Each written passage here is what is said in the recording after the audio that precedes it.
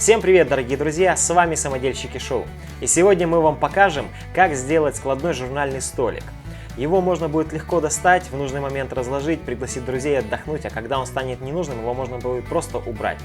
Так что присаживайтесь поудобнее, и мы начинаем.